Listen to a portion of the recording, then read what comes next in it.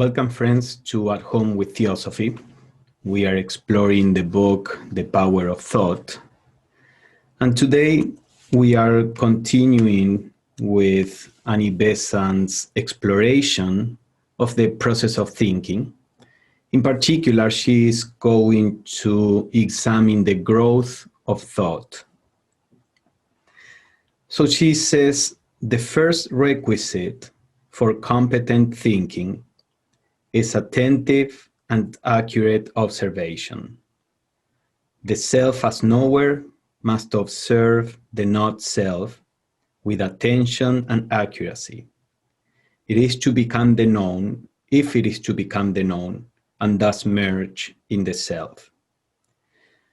So as we have seen in previous classes, part of the process of perceiving something is by transferring the sensations from our five senses to the mental body, and in the mental body, if an image of that thing that we are perceiving is formed. Now, that image depends on two things, as we are going to see. One of them, the first one that Annie Besant mentions here, is the accurate and attentive observation of the particular object of perception. So we know that when we pay half attention to something, we get only a blurred impression, a very vague or general impression of something.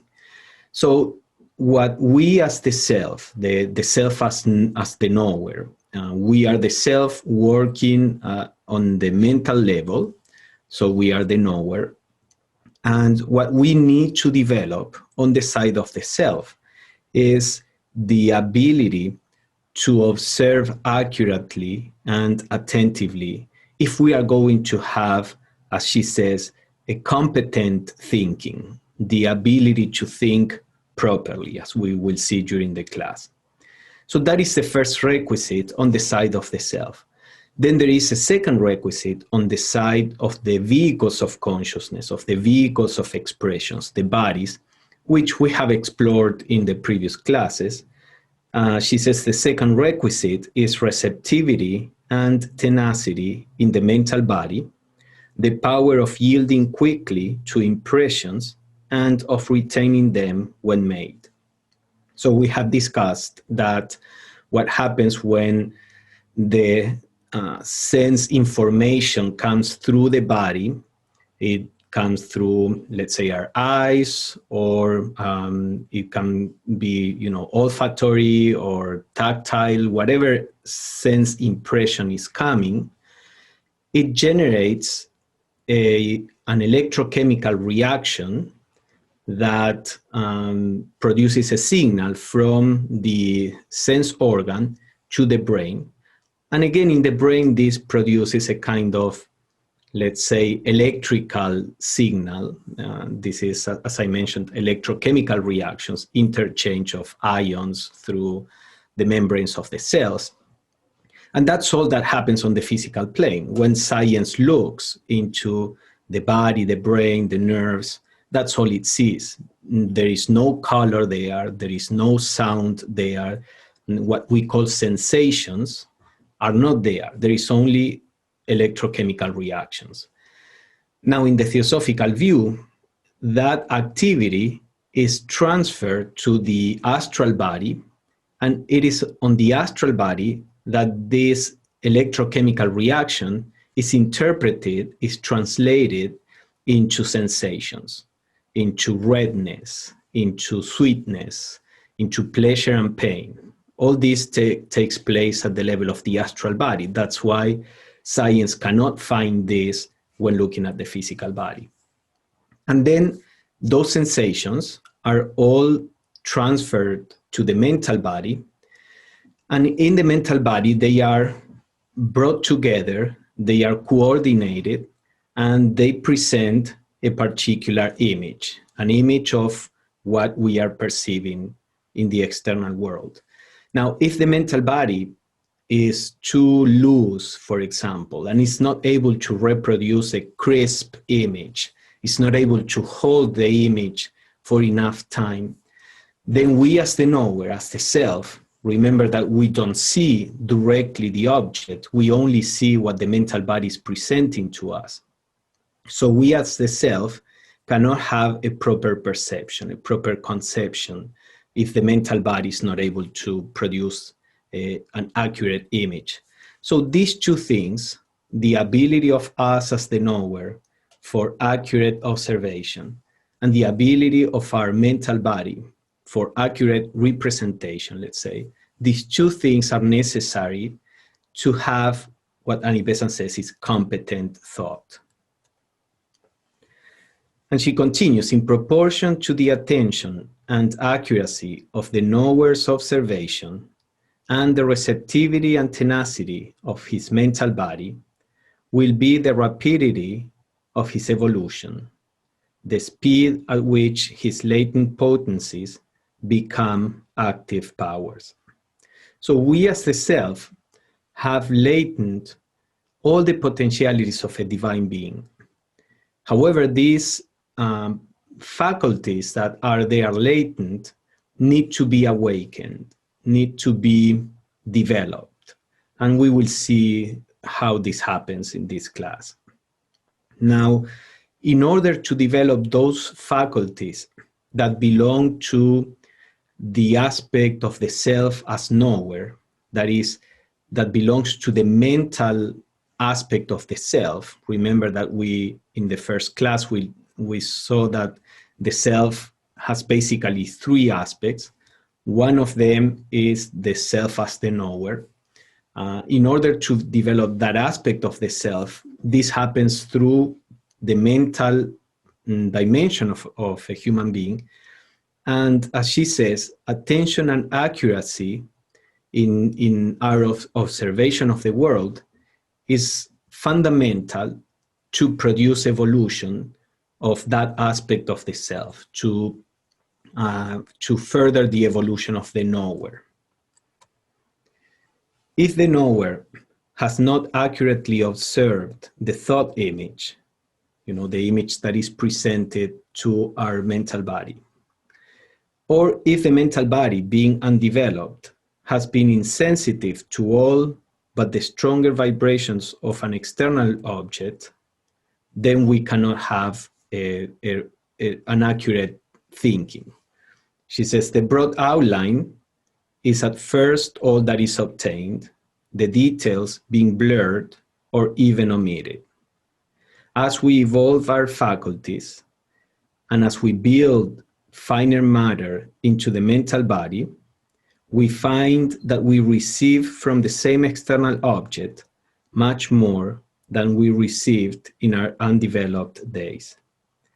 So here again, she's mentioning the two aspects of the process of perception. The senses are receiving things, many things that we don't even are aware of. So the senses are constantly receiving information, and that information is sent to the mental body. But then we as the awareness may pay attention to that image on the mental body or may not, or may pay half attention. We know how it is that we may be walking and not being paying attention in particular to anything, even though we are receiving the information, because if there is a loud sound or something, we pay attention to that. So we were hearing, but not paying attention to all those impressions. So we need to learn, this is basically the main argument of Annie Besant in this particular chapter of her book, we need to learn to pay attention to the impressions that come from outside and are presented in our mental body. And otherwise, when we don't pay complete attention, we get a vague impression, as I was mentioning. And this happens not only with objects, when we are talking about this, we are not simply talking about visual impressions that we get from seeing objects. This happens also with ideas. Many times, this is a common experience. We read a book, we read a particular sentence, and sometimes we just don't know what that sentence is saying. Then we may read the sentence and we get a vague idea of what the sentence may be conveying. Then we may understand the concept that is in that sentence, and then we may go back to that book years later and read that sentence and see far more information in exactly the same sentence than we saw before. Part of this is the ability of the mental body to, as we keep saying, to reproduce, that idea accurately, and also the ability of the knower to pay attention to all the details, all the implications that are in a particular sentence. This is more complex. We are going to see some of this in this class. But basically, what she says, that we discover that from the same external object, whether it is a beautiful landscape to which we were for the most part insensitive, or a concept in a book, or anything else, from the same object, we may discover a whole new world when we develop these two aspects of our beings, the ability to pay attention and the ability to reproduce the external world in the mental body. Here we see with startling force the meaning of the evolution of the knower. A universe of beauty may be around us, its waves playing on us from every side. And yet, for us, it may be non-existent.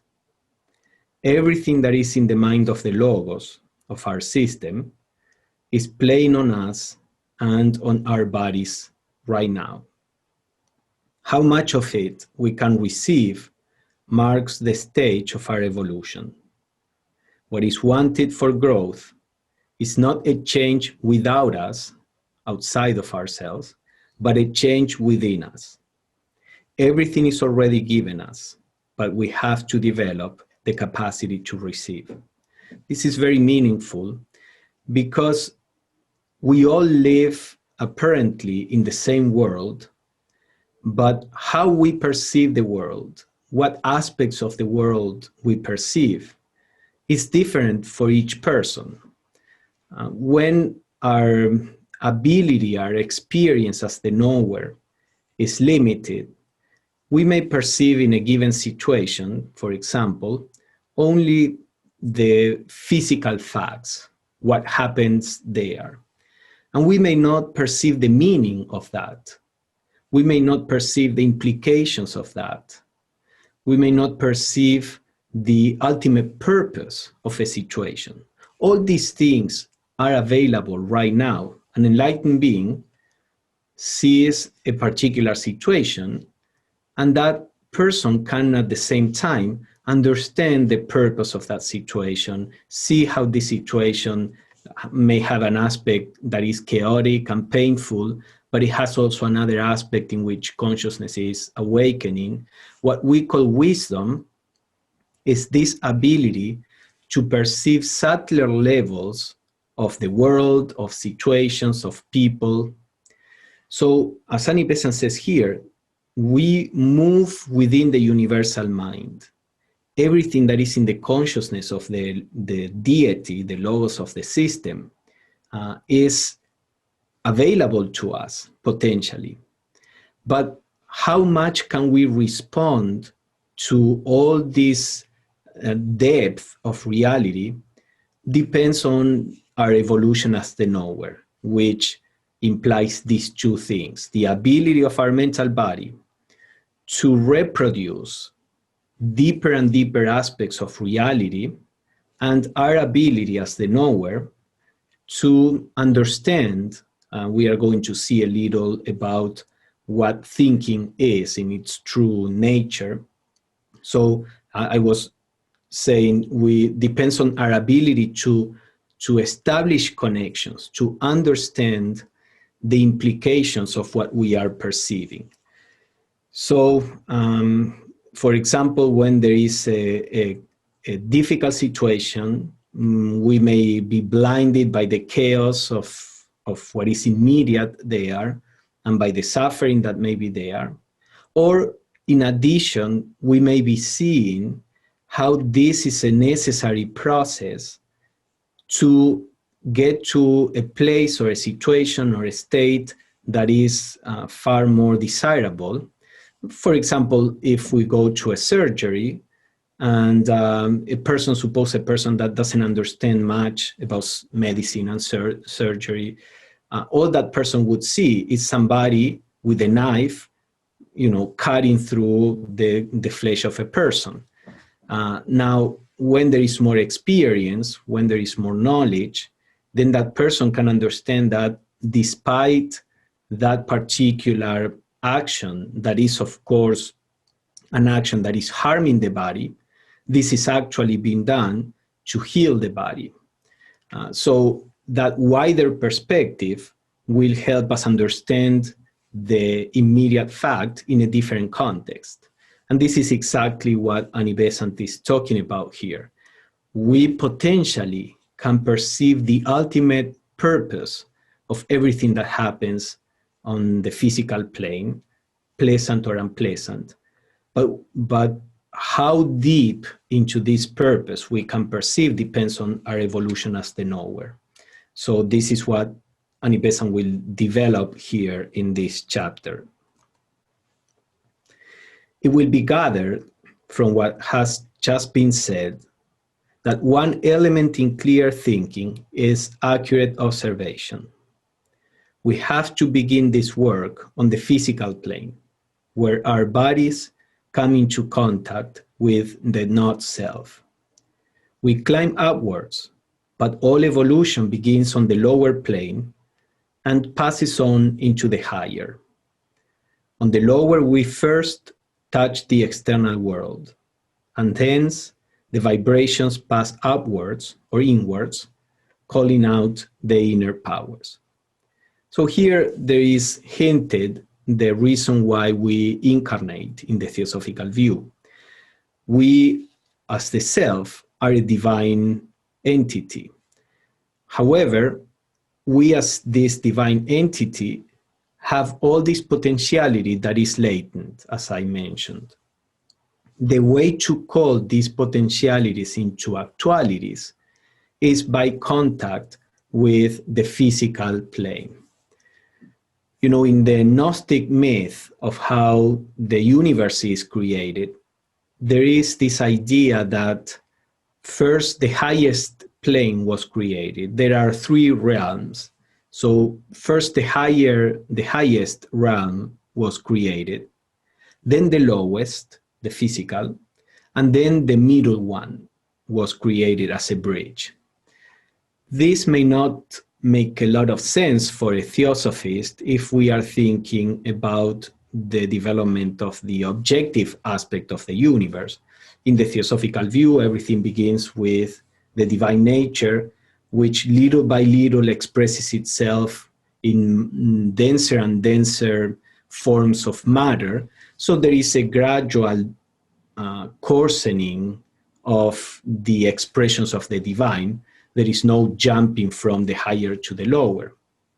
But perhaps this myth in Gnosticism is not describing the objective process of the production of the different planes. It is talking about evolution, the evolution of consciousness. We as the self are the highest. And then as the highest, we incarnate in the lower plane, in the lowest plane, on the physical plane. And it is from the physical plane that we need to bridge the gap. We need to stimulate the unfolding of the higher nature based on the experience that is that is on the physical plane. So, for example, on the inner planes where the self lives, there are no limitations. There is a constant creativity, whatever the self may imagine is its reality. So it is difficult for the self to develop an awareness that is more than simply a dreamy awareness. It is by experiencing the physical plane where we are met with sharp distinctions, with separation. It is by the contrast between the self and the not self that we start developing an accurate observation, an accurate perception, because we may imagine that the world is in a particular way, but if we are not perceiving accurately, the world will correct our perception. We will clash against life if we are not perceiving life correctly. This does not happen on the inner planes where there are no, at the level of the self, there are no forms. Every intention or every motion of consciousness of the self creates a world. So there is no opportunity for this kind of contrast. So Annie Besant is proposing here that by training ourselves in daily life, in our dealings with the physical plane, we are actually unfolding the divine potentialities that are in us. So she says, most people go through the world with their eyes half closed. And we can each test this for ourselves by questioning ourselves on what we have observed while passing along a street. Many persons we have observed next to nothing. No clear images have been formed. So this is a common experience. We can see, as Annie Besant says, ourselves, if you walk from here to there, when you get wherever you are going, try to look back and see what you have observed. Normally, we have observed relatively few things. We may have walked all the way just lost in our minds, for example. So this is something that it's an opportunity for us to train ourselves in this aspect of the spiritual life and the spiritual development. She continues and says, the habit of clear, quick observation lies in the average man at the root of clear thinking. Those who think most confusedly are generally those who observe least accurately, except where intelligence is highly developed and is turned inwards habitually, and the bodies have not been trained in the way spoken of below. We will see that. But basically, she's saying clear thinking, as she has been arguing, depends on accurate observation. In general, a person that is not, that doesn't have a sufficient level of awareness, of mindfulness, of presence, that person will have confused thinking, will not have an accurate observation of the world, of ourselves, of situations. This seems quite obvious. She says there is an exception. Sometimes when there is a person that may be very intellectual, sometimes there is the tendency to live in the world of the mind simply because the intellectual activity is very attractive to consciousness. So these people typically, we have the stereotype of a genius that is very distracted on the physical plane and doesn't know what is going on around him or her. And so she says, in these cases, this also may happen. It may happen that a person is highly intellectual and is not very observant because of what I explained, this attraction to the intellectual world. Of course, for a spiritual development, this has to be corrected. For a spiritual development, the person has to train himself or herself and his bodies to be receptive to the external world also. After all, that's the reason why we incarnate. After the body dies, we live in the world of mind for a long period of time. So there will be time to live in the world of mind. While we are incarnated, it is essential that we use this time as a spiritual training, and the developing the habit of clear and quick observation is essential for mental growth, as she says. So, but she says, if the answer to the above question, to the question of how much have I observed while I was walking or driving, for example, if the answer is I was thinking of something else and therefore did not observe, that answer is a good one. If the thinking was of something more important than the training of the mental body and of the power of attention by careful observation.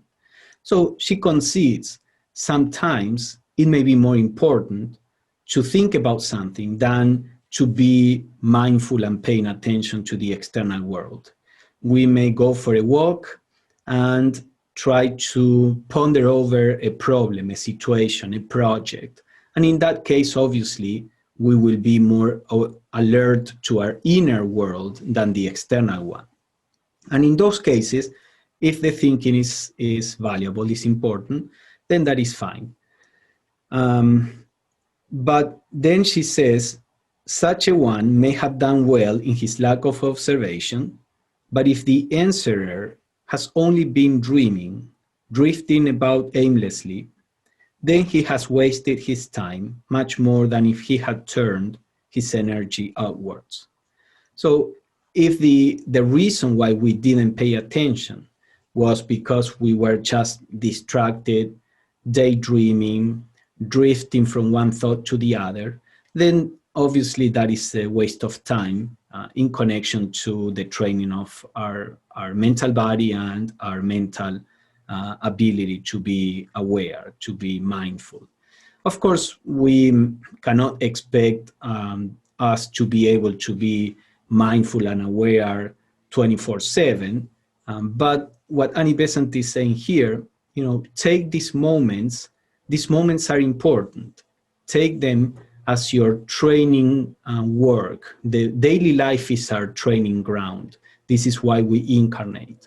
So instead of just drifting aimlessly, say, okay, when I do this, when I go for, do groceries or whatever you choose, I will do it mindfully.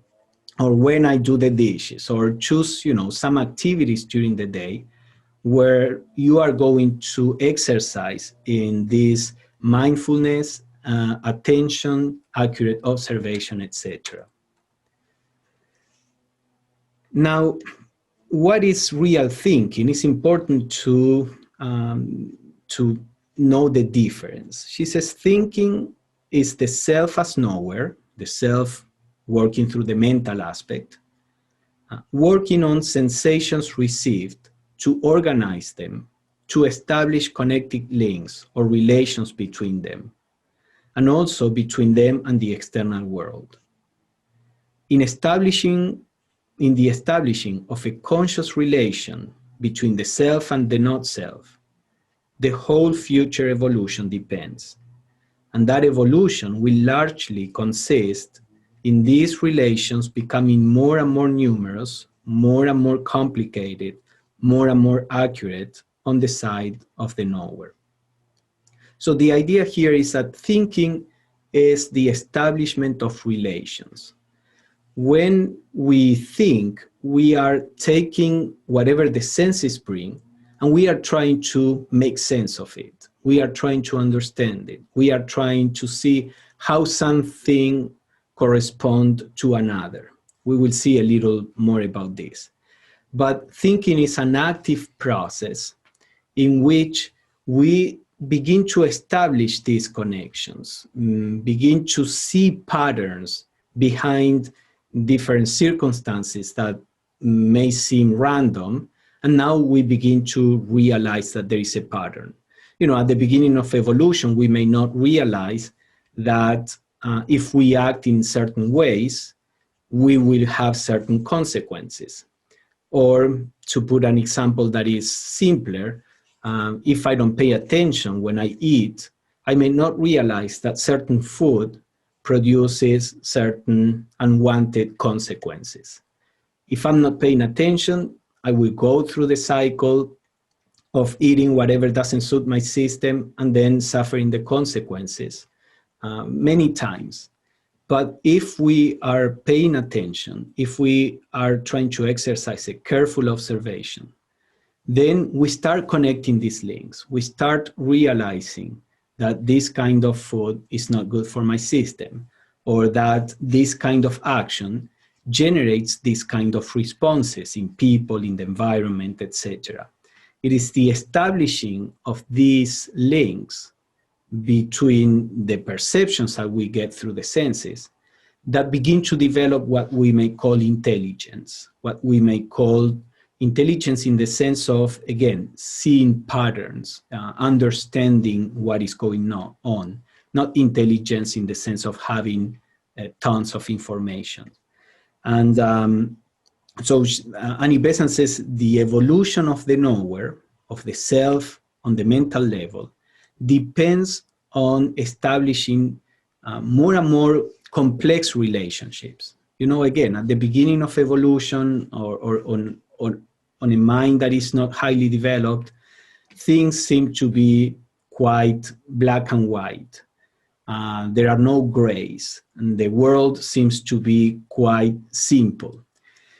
But as we acquire more experience, as we are able to see subtler aspects of everything, of people, of situations, etc., we start having a more complex view of the world, view of people, view of ourselves, a more nuanced understanding that allows us to accommodate the world and to respond to the world more appropriately than if we just see things in terms of black and white.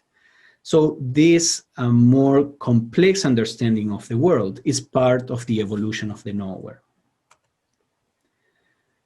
In most people's minds, however, all that is going on is an idle looking at any thought image that happens to present itself, a turning over of the contents of the mind in an aimless fashion.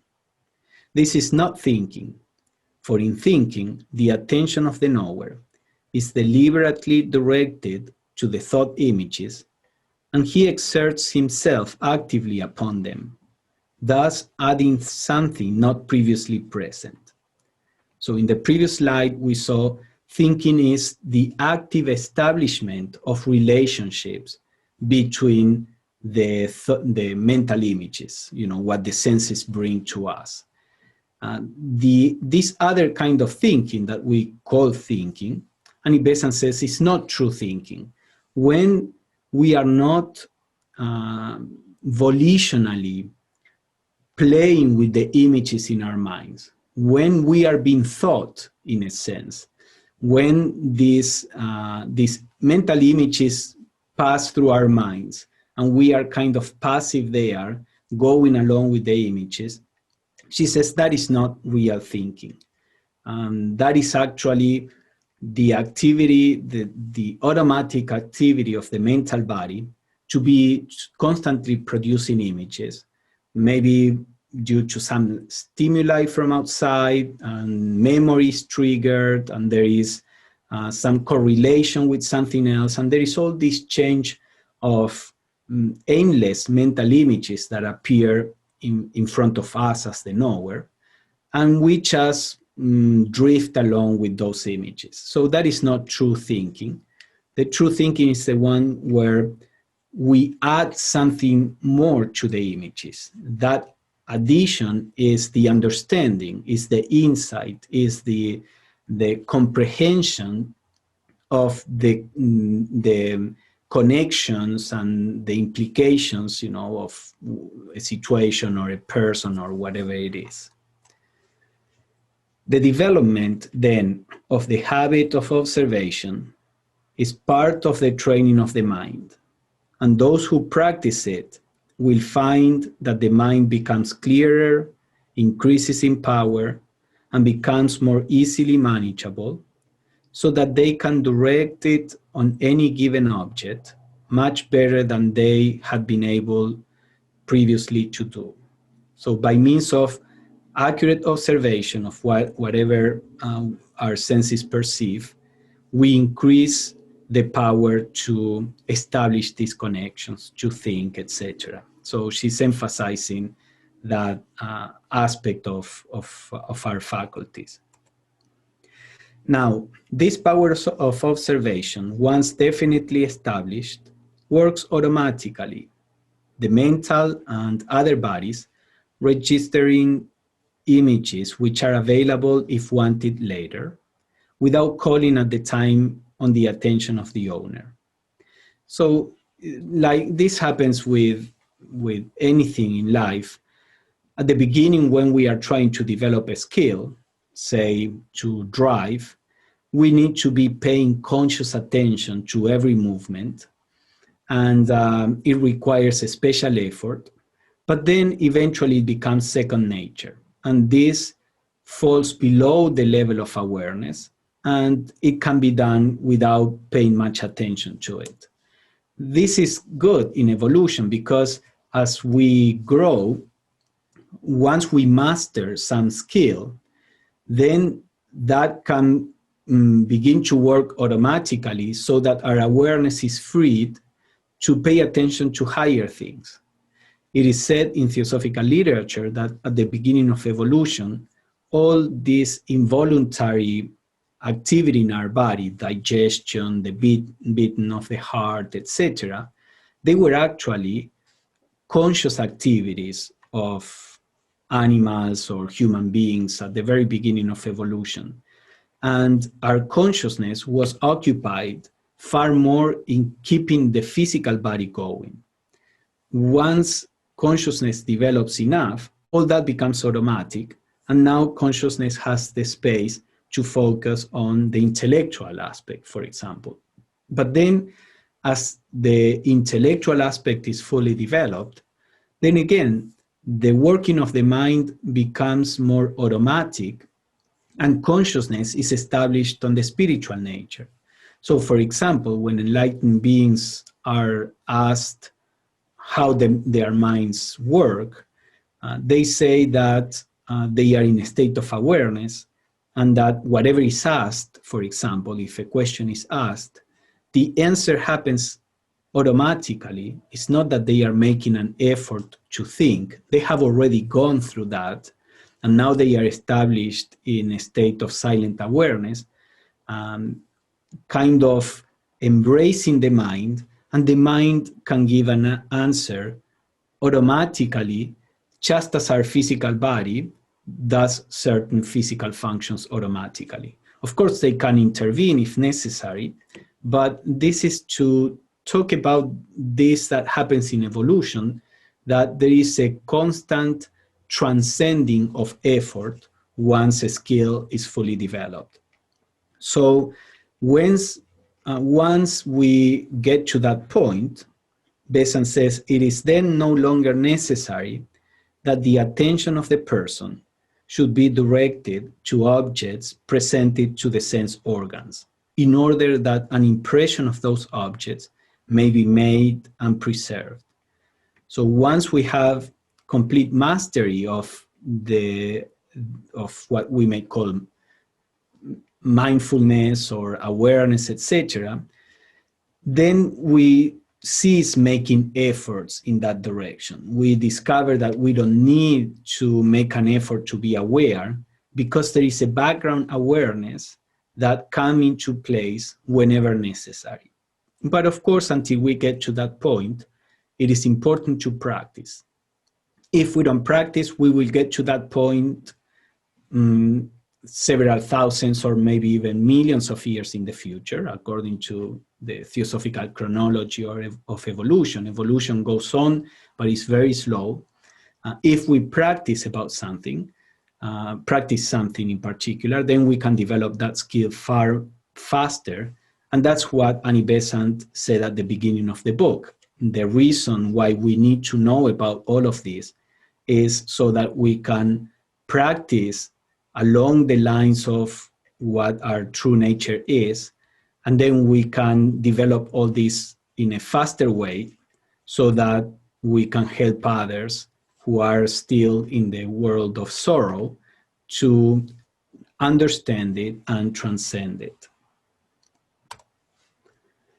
As this power lies at the root of clear thinking, those who desire to cultivate and control thought power will do well to cultivate the habit of observation and to sacrifice the mere pleasure of drifting idly along whithersoever the stream of fancy may carry them. So this is her emphasis on the need for practice. So let's see now a little more specifically this question of the evolution of the mental faculties. She says, as the knower observes, when one image brings up another and understands the order of their succession, he then begins to look for the second when the first appears, and thus links the two together. So we talked a little about this, the establishing of connections. Let's take a baby, for example. A baby is in a state of unconsciousness. When there is a sensation in the body that is a painful sensation, for example, hunger, then that consciousness is awakened, and then there is the experience of that need or the sensation of hunger being satisfied by an external means, by the mother, for example, feeding the baby. Once that physical satisfaction is releases the pain of hunger, then the baby falls back into unconsciousness until maybe the stomach hurts, and then the baby wakes up again to the world. We see here how, by the way, how pain has a role in human life of being the awakener. When everything is good, is easy, we tend to become unaware, to just go with the flow, half awakened. It is when there are challenges, when there is sorrow, when there are difficulties, that we become more present and try to use the best of our abilities to address the situation, for example. With repeated experiences, the baby begins to connect these two things, begins to connect the idea of the mother, for example, the perception of the mother, with the sense of pleasure or the hunger being, relieved, the sensation of hunger being relieved. And connecting the two things is the beginning of thought. When we see something, we know that we can expect something else. Of course, something that comes out of this is desire. As we experience that being in touch with certain objects produce pleasure, and being in touch with certain other objects produce pain, we develop attraction and repulsion, which help us engage with the world. So this is the beginning of thinking. This is how evolution, or the mental evolution, happened at the beginning of the human stage, the human journey. And this is repeated in a far faster way every time we incarnate in a new body. So Annie Besant continues, this is his first attempt at reasoning, and here we have the calling out of an inherent faculty, because the ability to establish these connections of cause and effect, for example, that's an inherent ability in the mind, which has to be developed, has to be awakened. As I was mentioning, this took thousands of years at the beginning of evolution, of constant experiences, until the self on the mental level, little by little, wakes up and begins to perceive these relationships. When this happens, then this other thing happens. And this is very slow at the beginning of evolution, but this is a faculty that is potentially there in the knower, it needs to be awakened by the contact with the external world, as we mentioned before. Thus, observation, discrimination, reason, comparison, judgment are evolved one after another, and these faculties grow with exercise, and thus the aspect of the self as knower is developed by the activity of thoughts, by the action and reaction continually repeated between the self and the not self. Of course, all these faculties are mental faculties. Annie Besant is talking about the mental evolution in this particular book. We could say the same about emotional and artistic development, or about spiritual development that has to do with compassion and with love, etc. So the self has different aspects, and it develops its powers on the different levels of our being. So we are focusing right now the development on the mental level. So all these abilities of observation, discrimination, reason, etc., they are awakened little by little in our contact with the environment and our own work trying to understand our relationship with the environment. To quicken the evolution of these faculties, we must deliberately and consciously exercise them, using the circumstances of daily life as opportunities for developing them. So what I just mentioned, if we go through life without being actively engaged, without what we may call a learning mind, we will have many experiences that we will not understand, and we will be doomed to repeating those experiences until we start establishing these connections. But if we are far more active, if we deliberately and consciously try to exercise these faculties to the degree that they are developed in us, the faculty of attention, accurate observation, true thinking, that is trying to understand why things happen, what is going on. If we actively consciously use these faculties, then daily life becomes our training ground, as I mentioned, and we can accelerate the evolution of the self as knower by means of this kind of activity during the day. And to train the mind in any one direction, Besant says, is to train it altogether to some extent.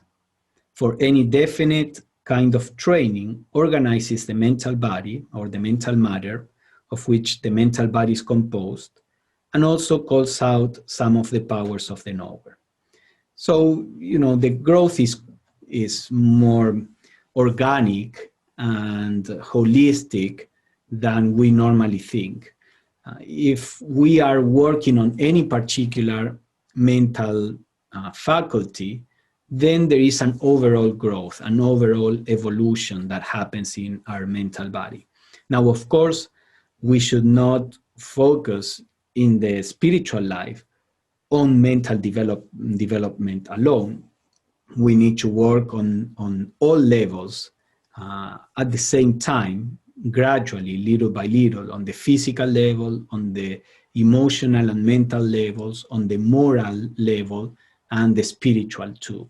So little by little, in the Theosophical tradition proposes this more holistic growth, where we pay attention to the different aspects of our being in daily life. Again, we are focusing here on how to develop the mental aspect, which is not the only one. It should always be remembered that the training of the mind does not consist in cramming it with facts, but in drawing out its powers. The mind does not grow by being gorged with other people's thoughts, but by exercising its own faculties. And this is very important. Normally, we tend to think that to be more intelligent, we need to accumulate more information.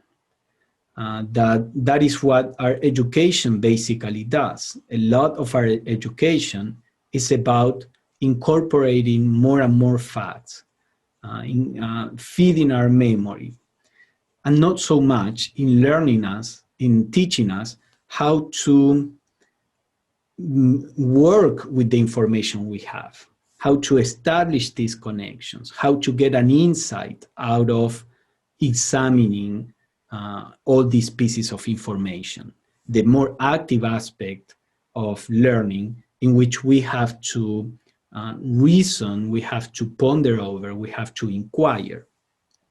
So she says that actually being gorged with other people's thoughts, with information, is not only is not going to help us much in the evolution of the mind, it may be even counterproductive. It may produce confused thought. Because of course we need certain amount of information if we are going to think about something. After all, thinking, as we said, is taking all these pieces and trying to see how they connect so that we can have an insight into any aspect of life, reality, etc. So we need a certain amount of information. But we can be overwhelmed by the information. And there may be too much information that we don't know how to put together. So this happens if we just spend time accumulating information and never really trying to work on it and establish the proper relationships. We get to a point when there is just too much and we cannot handle it. It's very chaotic. And then our thinking is confused. We have all this information that is not digested, that is not properly organized. And then at the moment in which we have to use it, we just don't know how to go about it. If, on the contrary, as we incorporate information, we put our work of trying to establish the proper relationships, trying to understand what this information means, then we are working with little by little with the information that comes. We can keep on accumulating information, but if we do our work, then we are actually working little by little with it, not trying to, the moment we have to make a decision, trying to have a certain clarity by trying to handle all this mass of undigested information. So basically, the way that the Theosophical tradition proposes that we should work is by incorporating information gradually and working with it at the same time. And we are going to see more of that. Now, there is an aspect that we have to keep in mind in this process of evolution of the mind. This aspect is quite well known traditionally in the East, I would say, not so much in the West. And it is important to keep it in mind. She talks about association with superiors.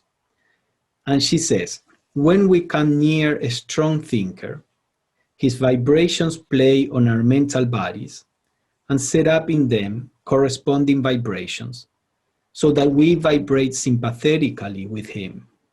For the time being, we feel that our mental power is increased and that we are able to grasp conceptions that normally elude us.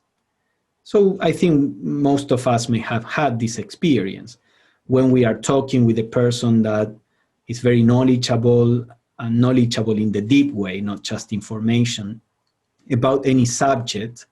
We may get the sense that we understand certain things that when we are by ourselves, we may not be able to reproduce. We may have had some insights that then on our own, we cannot reproduce.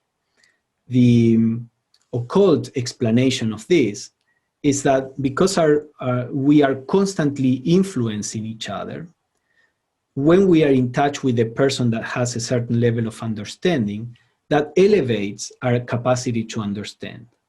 You see, in the Theosophical view, we are not isolated individuals. We are far more connected with others, with the environment, than we normally realize. We don't have a particular ability to understand that is absolute, regardless of the environment. If we are in a negative environment, let's say, we have less ability to understand because that environment may be preventing our mental body from working properly. If we are in the right environment, then our ability to understand may be heightened. This we know to some extent. For example, people who study education, they know that the environment in which children develop affects their ability at school in a noticeable way. So a person, we cannot judge how intelligent a person is or not, because that whatever level of intelligence is being shown at any moment is also the result of the environment around. So when we are in touch with a person that has a certain wisdom in certain area, we become more intelligent for the time being. However, Annie Besant says, when we are again alone, we find that these very conceptions have become blurred and confused. This means that this shaping must be done for us a few times before we have sufficient strength to reproduce those forms by self-initiated vibrations. The knower must have vibrated in these higher ways several times ere he can reproduce the vibrations at will.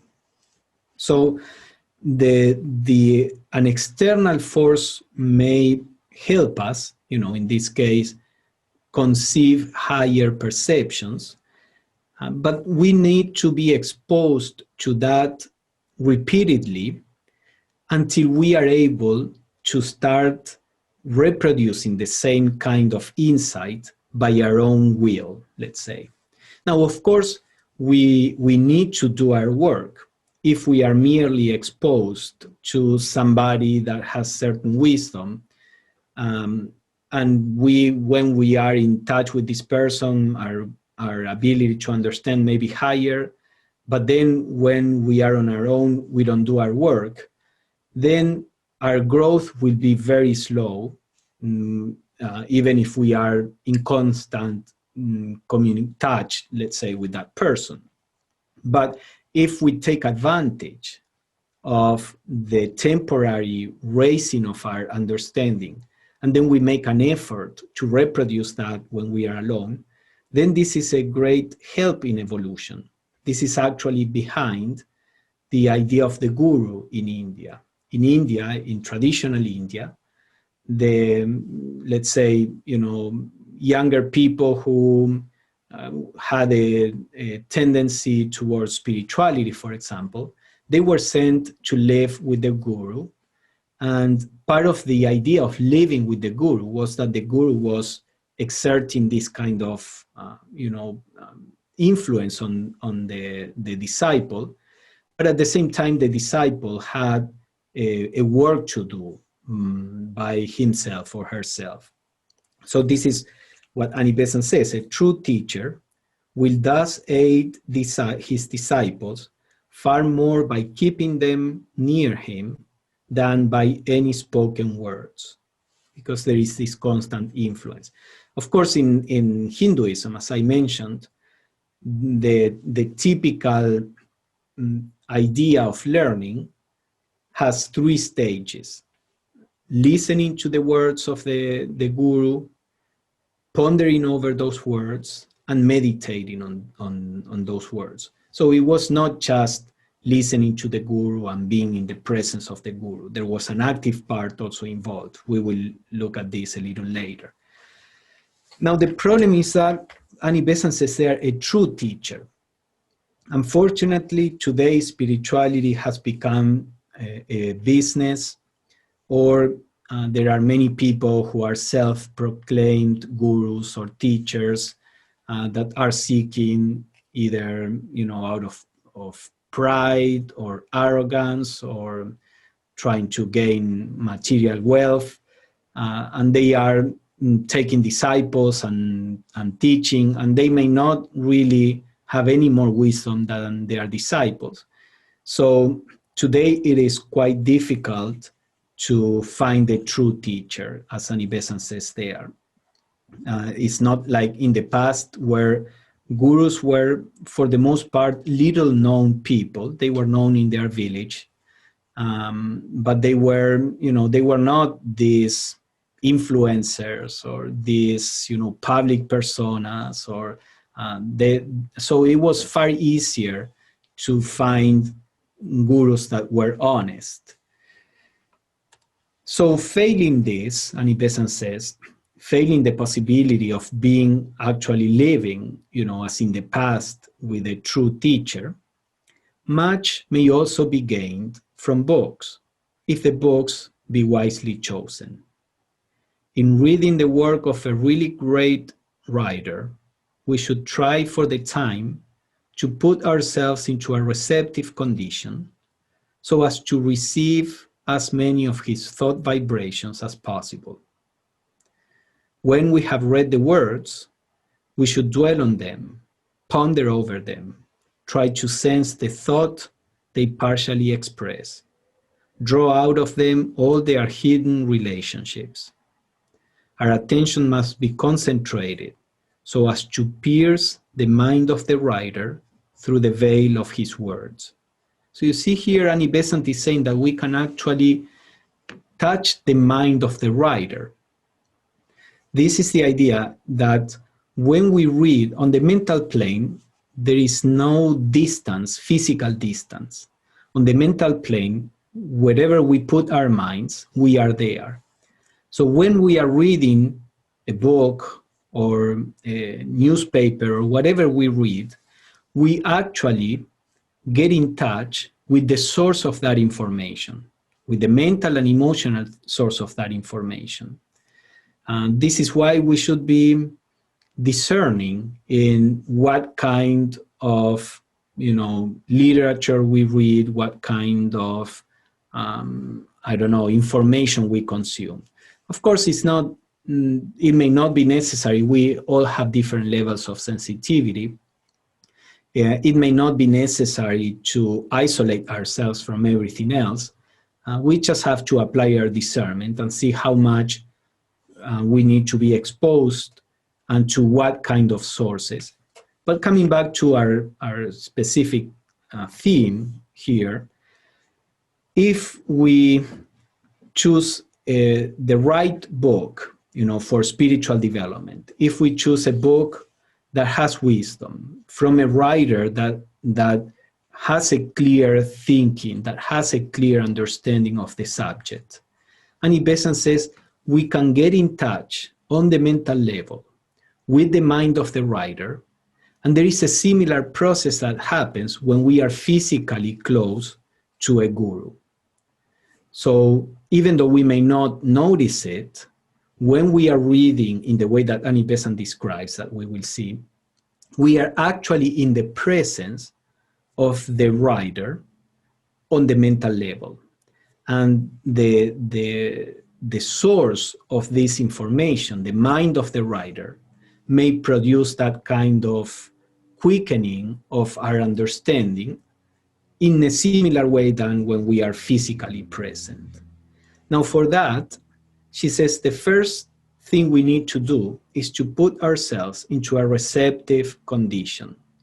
Normally in the West, we are trained to argue with, especially if we went through formal education, we are trained to argue with whatever we hear or read, where we don't give the opportunity to the text to present the whole thing. We are constantly rebutting or questioning or responding to what we are reading.